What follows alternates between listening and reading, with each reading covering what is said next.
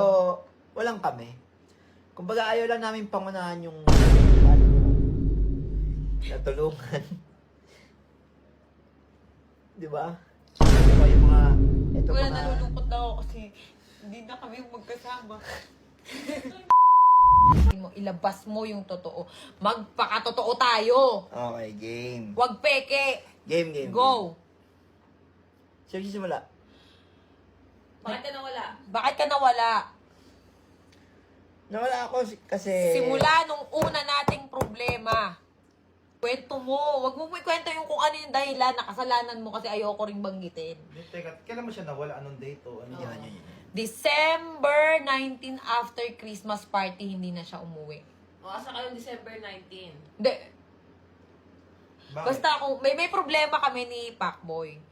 Okay, ayoko naman banggitin kung ano man yung ginawa nito. Kaya kung mapapansin nyo, puro bash ako sa social media na hindi ko sinasagot. Naglabas lang ako na, may boyfriend na ako. Naglabas lang ako ng ganun. Wala eh.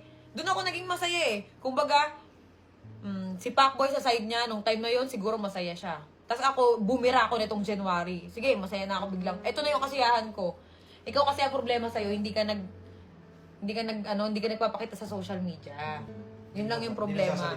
Hindi ka nagsasalita. Kaya iniisip nila, depressed ka dahil sa akin. Dahil dun sa nangyari sa amin ni Tapang, kailan lang naman pumasok siya. Kaya nga. Pero, actually, mga idol, kasalanan ko naman din talaga. Kasi nung mga time na kailangan niya ako, yun na nga, yung nasa ospital siya. Wala ako nun.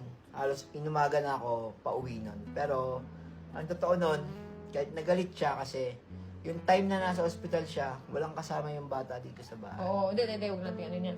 Hindi reason, yung sa pagbo-boyfriend mo naman, hindi reason yung mga kasalanan mo na dahil nawala ka nung New Year, hindi yun.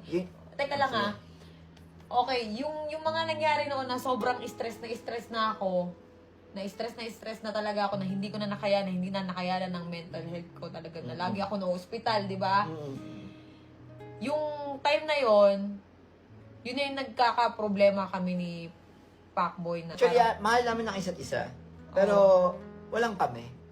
Kumbaga, ayaw lang namin pangunahan yung panahon siguro. So, parang tingin namin, nagkakapaan pa kami ng ugali.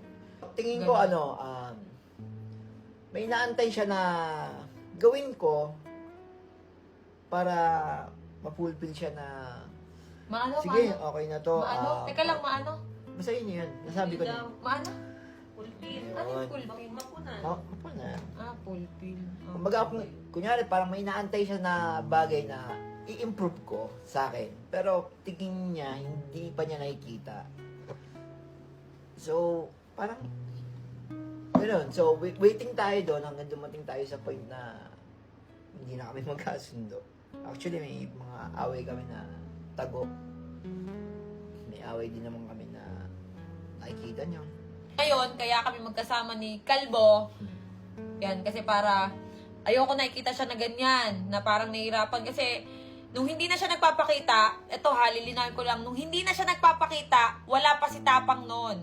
Wala pa sa buhay ko. Kumbaga, ayun nga, akala ko hindi na siya magpapakita, hindi siya magpaparamdam sa akin kasi ayaw mo nang umuwi, wala naman akong ginawa. Kung siguro, kasi masungit ako minsan sobrang strict ako sa bahay, di ba? Kaya siguro nagkaganon din to si Pacboy. Pero yung may bagay kasi siya na hindi niya talaga maiwasan, kaya sa utak ko parang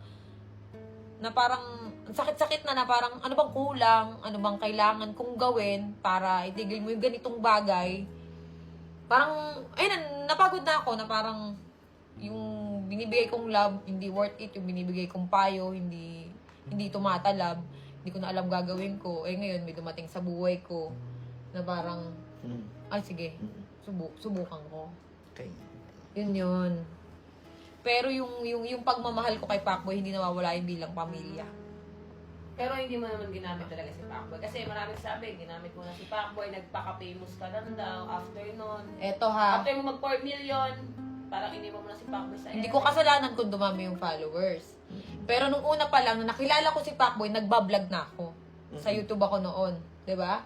Nung nag-collab kami ni Pacboy, nung nasa inyo siya, pumunta ka dito, di ba? Hindi natin expect na puputok yung vlog natin. Kwento Masyado natin ako lahat. naging masyado ako naging kampante. Yan. Siguro siguro pakiramdam ko, parang tumaas ako, lumaki ulo ko, gano'n. Pakiramdam ko parang, ay hindi ako iiwan nito, gano'n. Kumbaga, parang kayang-kaya kong kontrolin lang. Mas lagi mo pa akong tinatakot na, aalis ako dito. Lagi mo akong Yan, ginaganon. guys. Guys, yun yung totoo. Lagi mo akong tinatakot na, aalis ako dito. Kasi mabunga nga ako kapag ka nakakita ako ng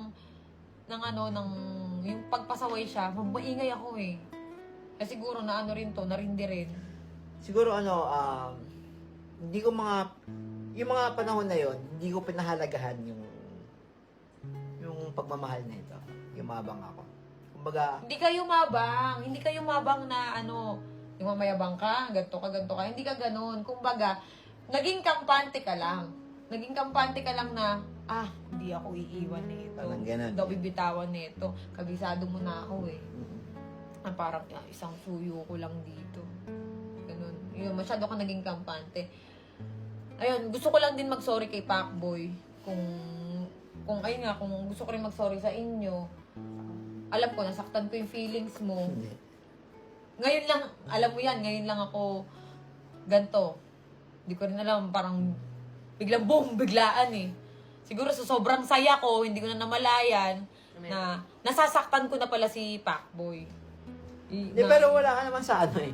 Kung tutuusin, guys, wala naman siya sa estado na, dyan sa point na yan, hindi siya darating sa point na yan kung naging, Nagpakita ka. hindi, kung siguro kung inayos ko, kung siguro, yung mga panahon na yon, yung problema namin na yon, kung siguro, inintindi ko siya, and then, siya naman, nung time na wala ako, ang naging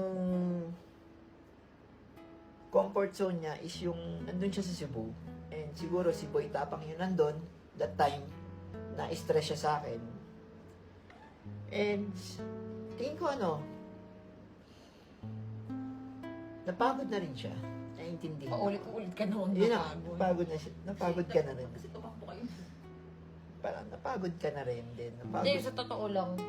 Pagod. Sa totoo nung nakita ko yung live nito, kasi hindi ako nagkulang eh. Lagi kitang lagi kitang kinokontak araw-araw, di ba? Wala pa ang tapang araw-araw kitang kinokontak, nasan ka, umuwi ka. Di ba? Pero anong ginagawa mo, deadma?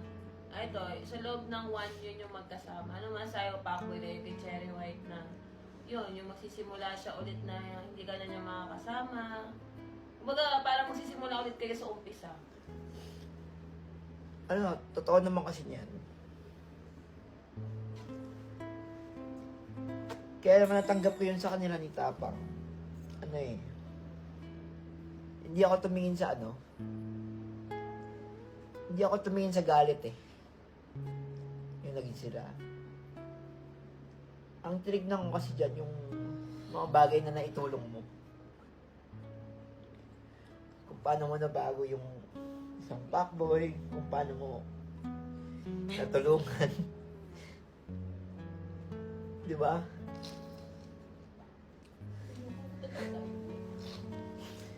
Hindi, Bobo yun mo yung kasi. tumingin ako sa hindi ako tumingin sa galit ko. Tumingin ako sa mga bagay na naitulong niya sa akin, sa kung paano niya ako binago. Teka lang, lilinawin ko lang tag dito, lovely. Yung mga vlog namin, sinasabi yung ginamit si Pacboy, nung nawalan siya ng page, yung mga video niya na ginagawa ko, yung mga content sa akin niya ina-upload sa page ko. Kaya guys, Ako pa nag-e-edit nun sa sobrang tamad mo. Alam ko yan. kaya nga, Todo trabaho ako. kaya itong mga oras na to, yung mga, Nalulungkot na ako kasi hindi na kami magkasama. Iyak ako, utang ina niyo. masakit guys, pero kailangan natin tanggapin kasi tutusin, walang problema to tao na to. Sobrang bait nito. Sobrang bait. Hindi niya